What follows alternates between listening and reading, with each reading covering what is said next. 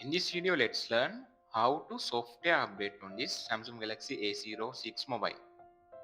First, you want to connect the mobile to Wi-Fi connection. Now I already connect to Wi-Fi.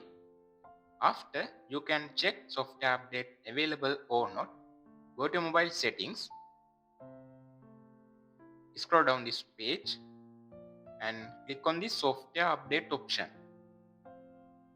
Now click on this download and install option.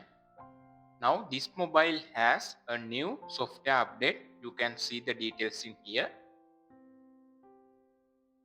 This is One UI version 6.1 and Android 14 version. Security patch level 2024 October 1. This update file size is 229 megabytes. Now I click on this download button.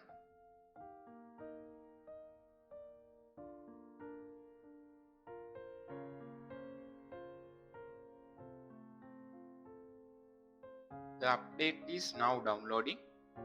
You can see a software update can include device stability improvements, bug fix, new and or enhanced features, further improvements to performance.